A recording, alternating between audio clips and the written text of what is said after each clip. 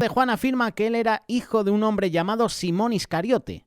Incluso hay debates entre los estudiosos sobre lo que Iscariote se refiere. Unos dicen que era una región, otros dicen que era una secta judía, o incluso era un término para decir que era una persona mentirosa. Los dos últimos se consideran los menos probables, pero son parte del debate. En los 4 evangelios se menciona a Judas como uno de los 12 apóstoles cuidadosamente seleccionado.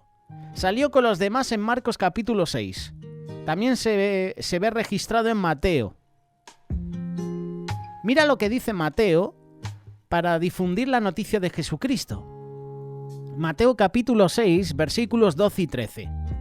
Entonces salieron y proclamaron que la gente debía arrepentirse. Y echaron muchos demonios y ungieron con aceite a muchos enfermos y los sanaron. Ninguna cuenta indica que Judas falló en esta tarea. El libro de Juan destaca otro punto interesante sobre el futuro del traidor. Juan capítulo 12, verso 6. Juan señala que Judas tenía la bolsa del dinero del apóstol. Era una posición de confianza, era una posición que requería integridad. Judas pudo haber tenido malos motivos para sostener el bolso.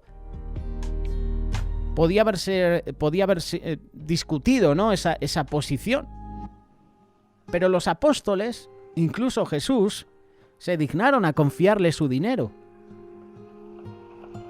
Destacado con frecuencia, particularmente en el Evangelio de Juan, se menciona la codicia de Judas. Este pecado parece ser con el que más luchó y en última instancia no pudo vencer. Juan revela en su Evangelio el alcance del amor al dinero de Judas. ¿Recuerdas el pasaje después de que María Magdalena unge a Jesús con ese perfume precioso? ¿Pero qué dice? Juan capítulo 12, versos 4 y 6. Judas Iscariote, uno de sus discípulos, el que estaba a punto de traicionarlo, dijo: ¿por qué no se vendió este ungüento por 300 denarios y se dio a los pobres? Dijo esto no porque se preocupara por los pobres, sino porque era un ladrón, y al estar a cargo de la bolsa de dinero, solía ayudar a lo que se le metía en ella.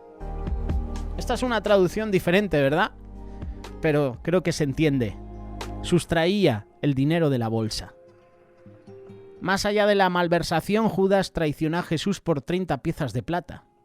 Dado lo mucho que los líderes religiosos querían arrestar a Jesús, probablemente podría haber pedido tierras o favores políticos, pero pidió lo que había en su corazón, el Hijo del Dios viviente. Y Jesús le respondió: bendito sea Simón, porque carne y sangre no te ha revelado esto, sino mi Padre que está en el cielo.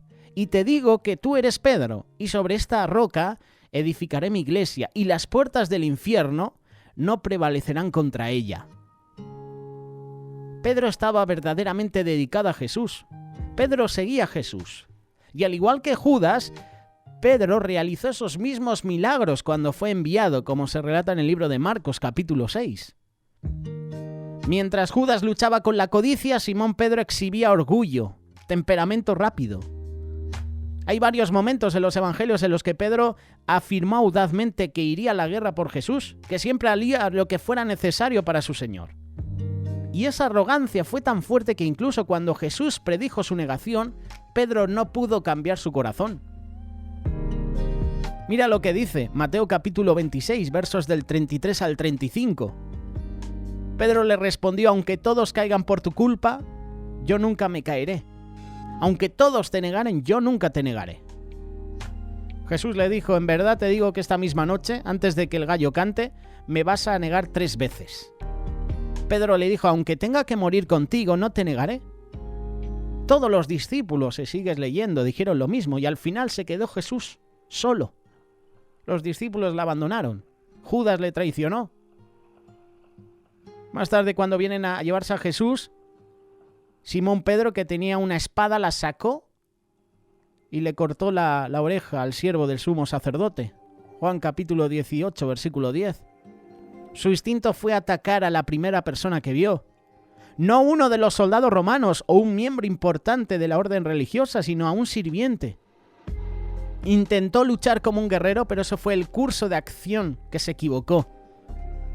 Sin embargo, cuando llegó el momento, la la bravuconería de Pedro se desvaneció. Negó a Jesús 3 veces mientras Jesús estaba en juicio. Aunque no entregó a Jesús a los líderes religiosos como Judas, no fue menos una traición. Pedro repudió a su Salvador para ahorrarse dolor, lucha. Después de la resurrección, Pedro volvió a comprometer su vida con su Señor. Todavía no era perfecto. De hecho, Pedro fue reprendido por Pablo por no asociarse con cristianos no judíos. Gálatas capítulo 2, versículos del 11 al 21.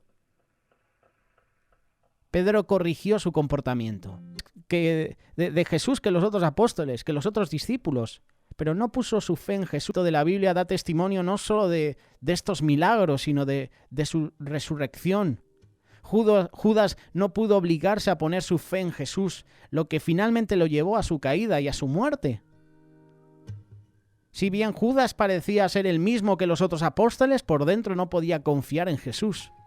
Pedro, por su parte, puso su fe en el Señor. Aunque al principio parecía luchar con los pecados externos, Jesús afirmó que Pedro no siempre entendió sus enseñanzas, pero le afirmó. Él entendió lo que el Espíritu Santo le reveló y siguió a Jesús. Incluso después de traicionar a Jesús al negarlo, al no defenderle en el juicio, regresó, se arrepintió y fue mejor el cambio que sufrió después de esa negación. Curioso, ¿verdad? Y este ejemplo es uno de estos ejemplos que tú y yo debemos seguir. Responder al llamado de Dios para seguirlo. Seguir a Jesús en los buenos